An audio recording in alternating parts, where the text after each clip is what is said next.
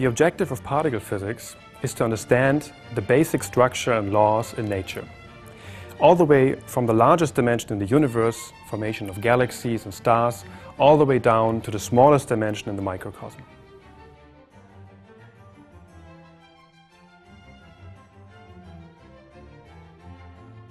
So historically we knew about all of the different elements in nature. We knew about helium, hydrogen, oxygen, gold, lead and so on, which are all made of different atoms. But a great simplification was made when we realized that all the atoms are just made out of three particles, the protons, the neutrons and the electrons. And just by adding more protons, more electrons, we get a different element, different type of atom. In principle, you can build a very simple universe with just protons, neutrons and electrons. But it became much more complicated in the beginning of the 20th century when we found many, many new particles from cosmic rays. There wasn't really a system established to organize this zoo of particles.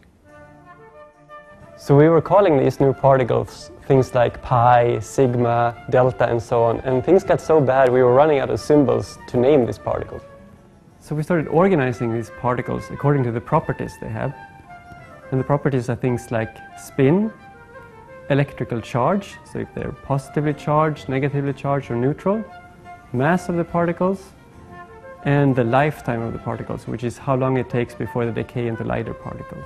To simplify the picture, new fundamental particles called quarks were predicted. And the whole zoo of particles could be described by combinations of these quarks. And this was the birth of the Standard Model.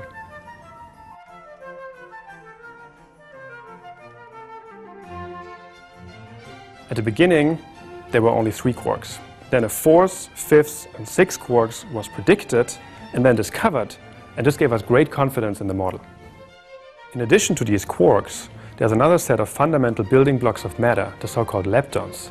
They are composed of an electron, their heavier cousins, the muon and the tau, and their neutrino partners. In addition to the fundamental building blocks of matter, the Standard Model also incorporates the fundamental forces.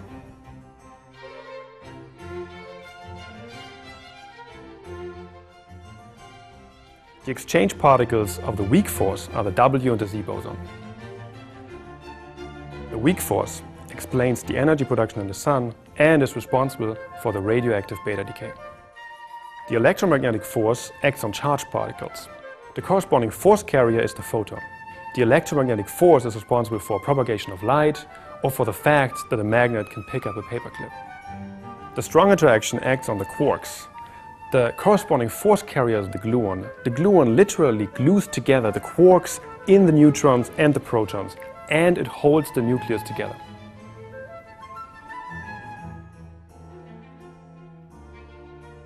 The Standard Model is extremely successful, and it has predicted all the phenomena we have seen so far at the microscopic level.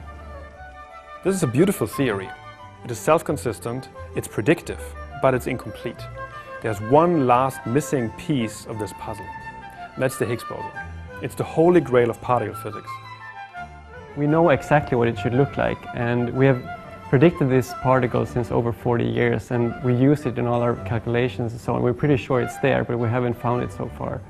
And now the LHC, which is already running, taking data, will find this particle if it exists. So this is the final piece of the Standard Model that we're looking for right now.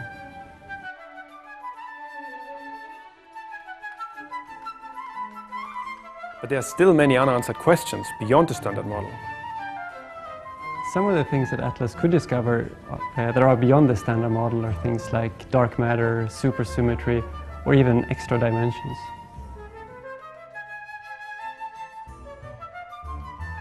All these open questions point to the existence of new particles which could be discovered and studied here at the Large Hadron Collider.